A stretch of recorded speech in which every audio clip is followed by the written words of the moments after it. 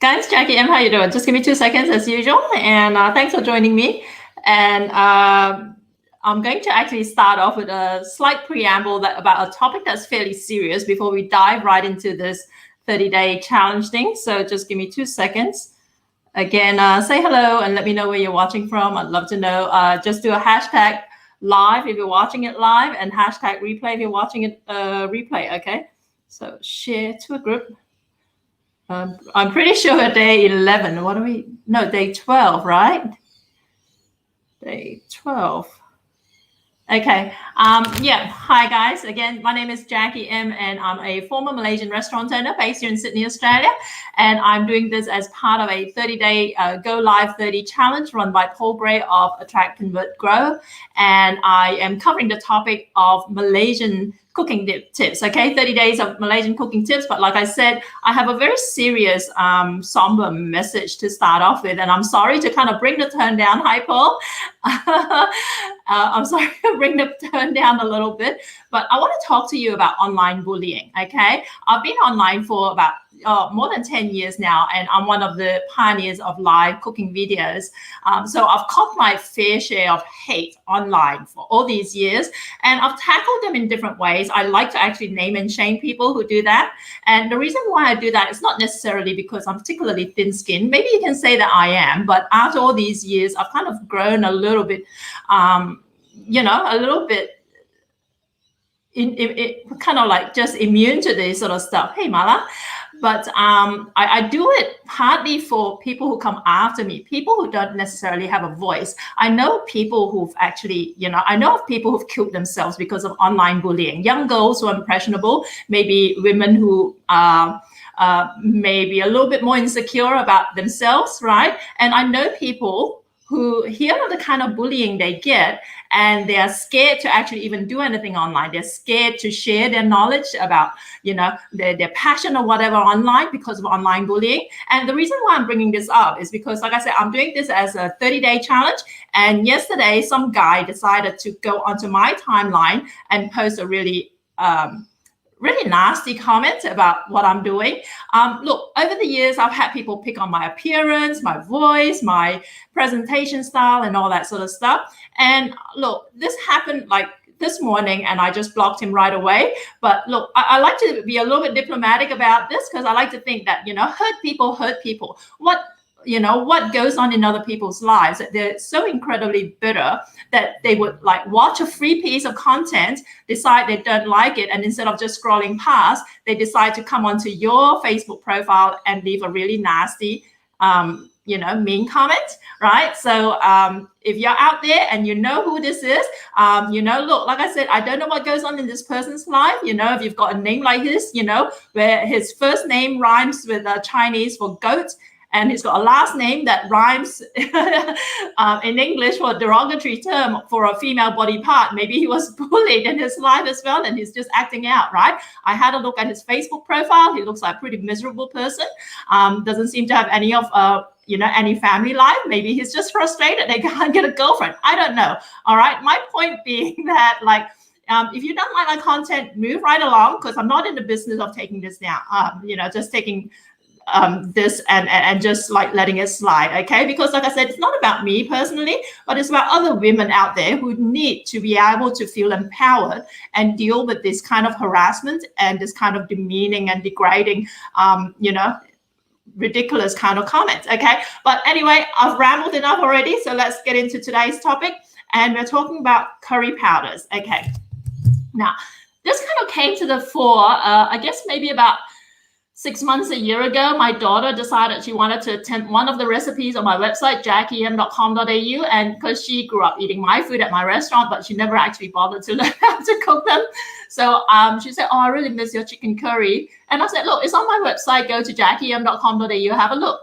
And you know what? As someone who like is deep in the trenches of like cooking, you get to the point where you don't even, I guess, you make a lot of assumptions that people are on the same page as you, okay? And I do that too. So one of the ingredients in my chicken curry is curry powder, okay? So I just put down curry powder. She went off and made it, and she came back and she said it tasted completely different. It tasted horrible. What went wrong, okay? So look, I'm not saying that other curry powders are inferior or whatever, but because I didn't specify Malaysian curry powder, she went out and bought one from a different country of origin, okay? So presumably they have different ways of using their curry powders, but it does not work with my particular recipe, at least, you know, not the way she wanted it to turn out anyway, okay? Which brings me to the point of like, hey, good, good morning. Hey, Karen, how you doing? And hey, Rohani, how you? Walk with one, how are you? Yeah, so insofar as curry powders, I try and tell people that, like, you know, I guess a lot of Malaysians would know this, but a lot of Westerners aren't aware because this is not easily available. But Malaysians, when we use curry powders, we use curry powders from Malaysia, and that sounds really obvious. But next time you go shopping, go and have a look at the country of origin of the curry powder you're getting, and you're going to find if it's from Malaysia, it wouldn't just be labeled curry powder or mild curry powder or hot curry powder. Okay, it'll be labeled like a meat curry powder or a rendang spice mix or rendang powder or rendang mix, or fish curry powder. I've seen even seafood curry powder. Okay, how are they different? First of all, they're just different blends of spices. If you know anything about curry powders, they're just blend of all these different beautiful spices like coriander, fennel, cumin, fenugreek, turmeric, all those kinds of stuff, right? And it varies a little bit depending on what blend you buy, okay? Even different brands will have different blends.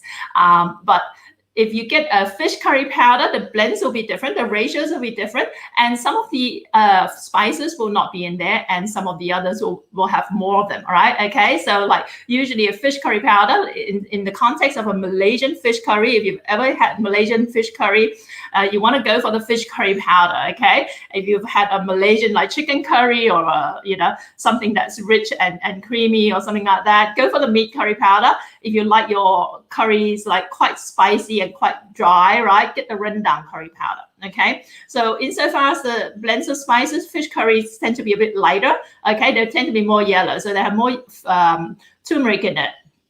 And with the meat curry powder, they'll have the slightly heavier spices, things like coriander, cumin, and cardamoms, and star anise, all those, okay, that you may not necessarily find in a fish curry blend. Now, can you actually mix and match? Okay, I hear a lot of Australians worry about, like, you know, meat curry powder containing any meat ingredients. They don't, okay, they're all vegetarian, okay, they're all vegan, okay, so they're just different spices, okay, it doesn't mean that they actually contain any meat. And in fact, it doesn't mean that you can only use these curry powders for what it says they're designated for, okay? I'll give you an example. Like back when I had my restaurant, I used to sell a very popular range of frozen meals, like ready-to-eat meals that people can just reheat at home. And one of the most popular was a lamb curry. I called it Malaysian lamb curry. And my recipes evolved at the time, and I was a little bit loose and relaxed in terms of, because it was all like a, you know, it started out as a cottage industry with my food business, okay? So I started out with my curries using a particular type of curry powder. Over the years, I switched and changed them around a little bit, and I'm just going out of focus a little bit, okay? But now, with the meat curry powder, there was one time I was using meat curry powder for my lamb curry, and then I ran out. Okay, so what do? And you can't get any more, and you need to produce this quickly. I used the fish curry powder, okay?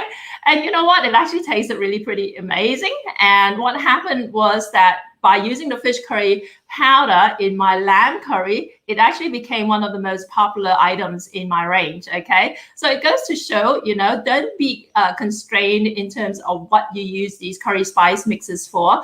And, you know, just experiment a little and you might be really surprised, okay? The other thing I want to mention, a couple quick things about using curry powders is, first of all, I think a lot of people tend to assume that maybe Malaysian Singaporeans grow up knowing how to cook, okay? There was one time in my early days in Australia, there was a Singaporean housewife who told me she was so frustrated she didn't know how to cook a curry. So I asked her how she used it.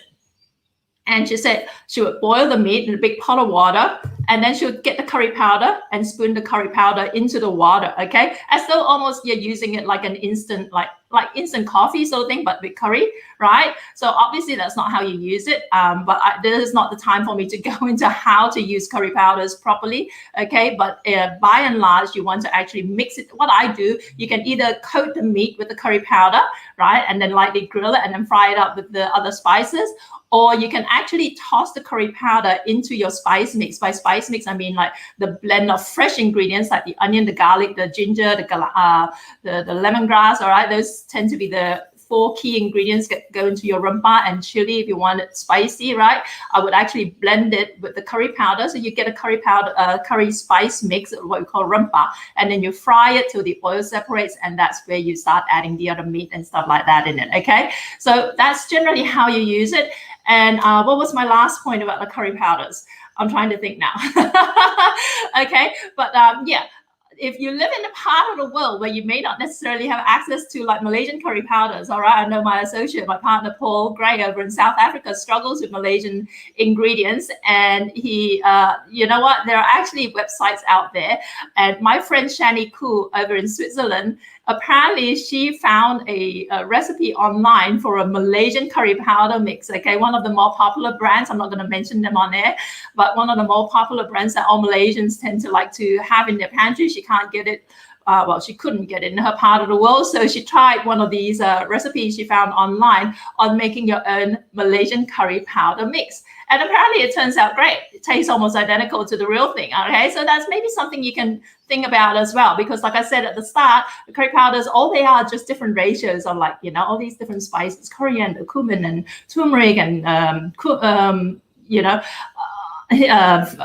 fennel and all that sort of stuff. So you can get all those spices individually. You can potentially make your own spice blend, okay? And in fact, with enough experimentation, you might even actually produce your own beautiful spice blend. And my friend Marla, actually, her grandparents used to do that. They used to have their own secret blend of spices that they use in their curries as well. So there are lots and lots of different ways to do this. But yeah, like I said, if you're short on time, like a lot of us are, and you want to go shopping and you want to cook a good Malaysian curry, look at the back of the pack and see where the curry powder comes from, okay? Try and make sure it's from Malaysia. All right, guys, thanks again, and I'll see you tomorrow. All right, I'll see you later. Ciao.